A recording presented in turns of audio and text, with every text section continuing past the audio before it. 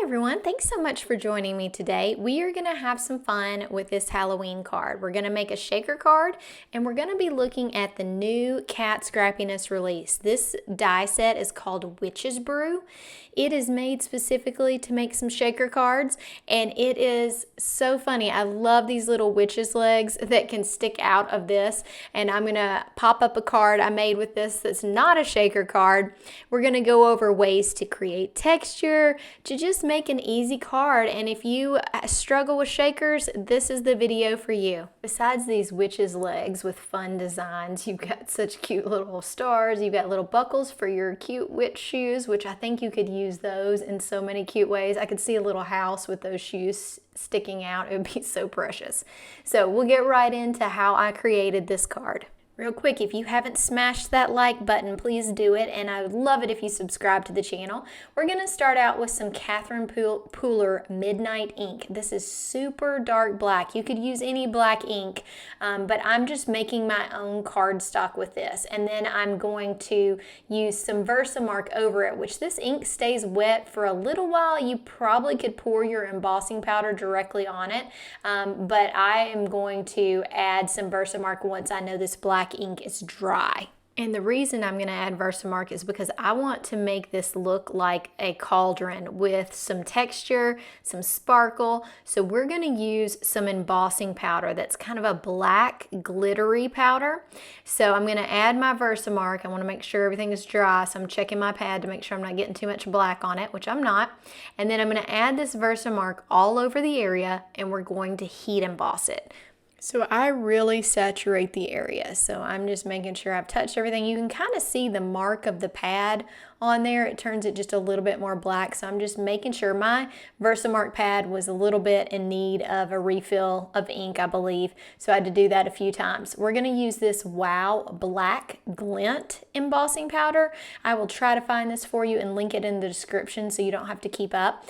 Could you just straight emboss this powder? You could. I just didn't want to, if I'd missed any area, I didn't want any white to show through.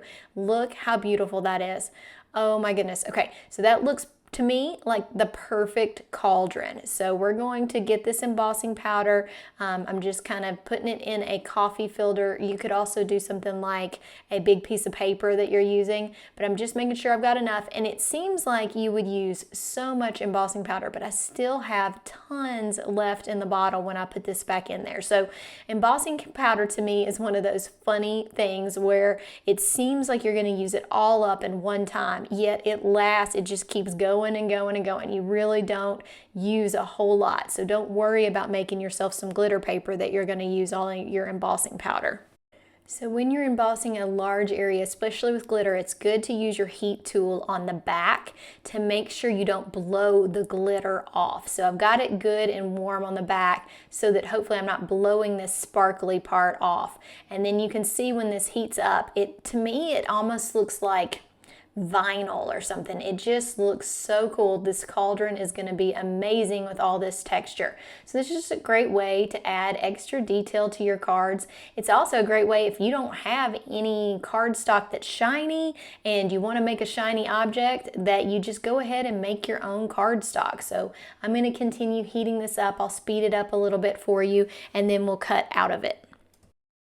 So the glitter is in there. It's hard for me to show you how that works with the lights that I have to use, but I'm hoping you can see up close when I'm doing this that there are hints of glitter. It's not that it's just solid glitter. It's more like a vinyl almost. I'm going to show you up close here with a thing. Oh, I just love it. It looks beautiful. Okay, let's cut out of this and make our cauldron and our sentiment.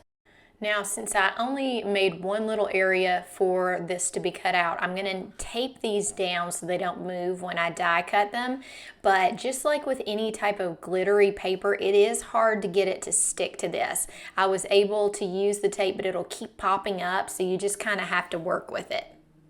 I ended up getting washi tape to stick better, and so remember, you got some thick paper here. I'm going to try to keep the sentiment together because it is not all, you're going to have to put it back together anyway, and I don't want to lose any pieces, so I'm being very careful about taking that, and sometimes that tape will help you get it off of your paper a little easier.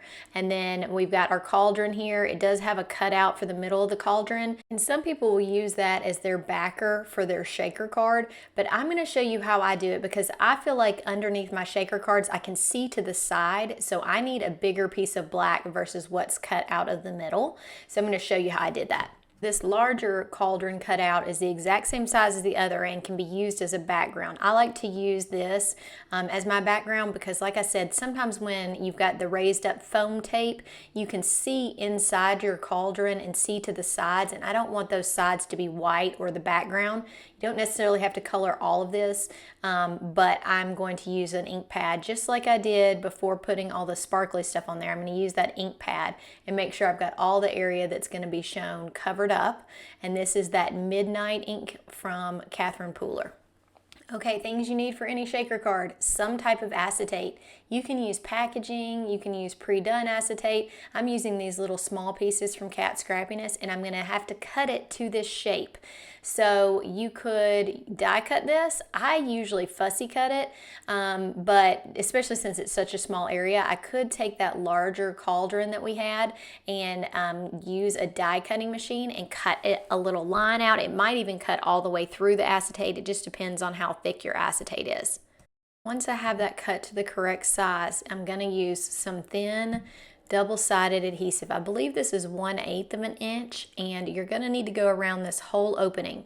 So we're going to start with getting the acetate on the front, so we're making the front of our window. Once we've got our window done, we can move on, but you want to get this with double-sided adhesive because if you're a master glue person, then you could do it with glue, but you cannot have it to where the glue squishes onto the acetate. So when you put that piece of acetate down, if you're using liquid glue, sometimes you'll have a little extra that squishes when you put the piece down, and that will make your window look cloudy. So if you want to avoid that, I would suggest using double-sided adhesive and make sure you don't have any big gaps in this. It's not quite as important as the gaps that would be related to the foam tape, but this is really important just to keep your card together well. So now I've got all my tape around here. I've got to get the backing off the tape, which is a little bit annoying when you're going around something like this because you've got little pieces you've torn off. But now I've got my piece of acetate and I need to seal it to this. And I'm going to do that carefully, make sure I've got all the edges so there's not a spot where a piece of sequin or anything like that can come through. And then if it sticks past my little cauldron, I'm just going to use my scissors and cut that little area so that you don't see the plastic behind it.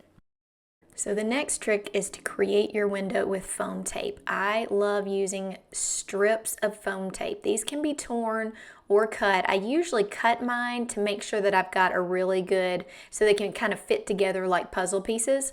So I like those sharp edges because I can make sure that none of my little fun embellishments sneak out. And if you have foam, you can kind of bend it to the curve.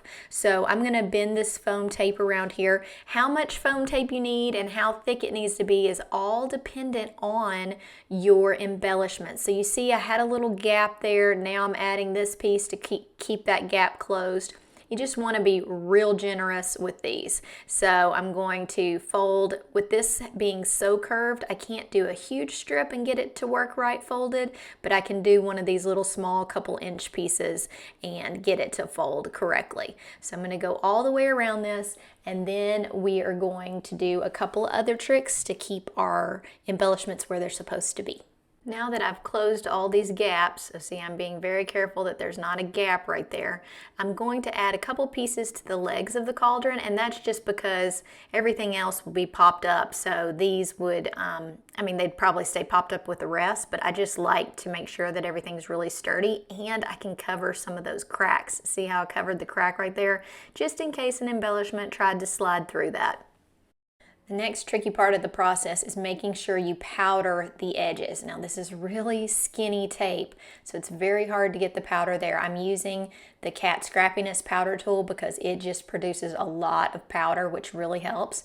And so I'm pressing it up against those foam pieces and then feeling with my finger to make sure I don't feel anything that feels sticky. Because if you find a sticky spot, you know that your embellishments, when you shake them, are going to stick there. So just make sure you've got a good amount of powder. I like to powder when the adhesive backing is still on the tape. That way you've covered up that sticky area you need and you're not accidentally powdering it, because the powder, of course, takes away the sticky.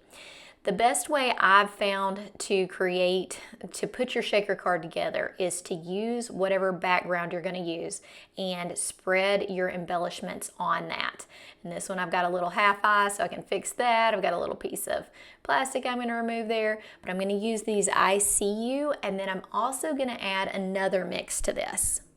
This second mix is called Hocus Pocus, and I'm of the opinion that when you're using clay embellishments, most of the time I also want to put something sparkly in there and something that also helps color coordinate. We're going to do a really bright orange background on this card, and so I loved having those orange and green pieces in there, and the black coordinates really well with the front of the cauldron being that sparkly black. So I'm going to get all these little pieces off. These are all the backing, and I'm getting this off of my shaker piece.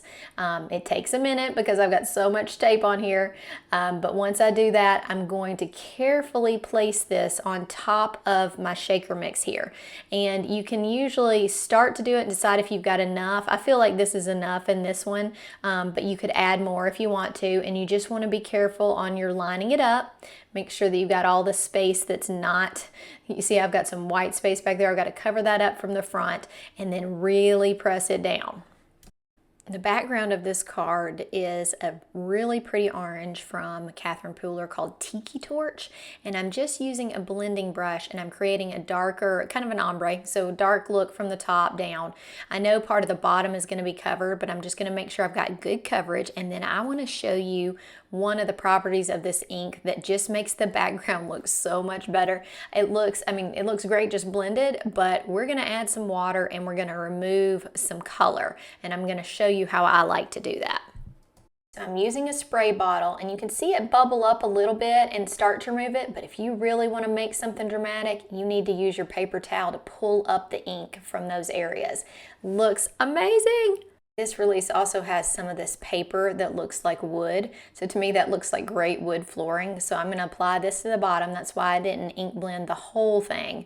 And then I'm going to set my cauldron like it's on the floor. I added the bubbles to the top of the cauldron, which also just really look cute. And I did 2 different layers so that it looks very 3D. And then I'm going to set this right here and figure out how to fit my Happy Halloween sentiment. So this sentiment is a good size. This is an A2 card, so it takes up probably the top third of this card. And the way this is done is that it has some individual letters you're going to see, but it also has letters that are stuck together, which helps you put it together looking similar to the way it is here. So we've got several letters, especially the middle, which is kind of nice, that are together, and then we'll have another section where the letters are together, and that helps us get these words in the right, I don't know what you want to say, I guess any way you put them on is right, but it helps me because I want to line them up the same way they are on the die.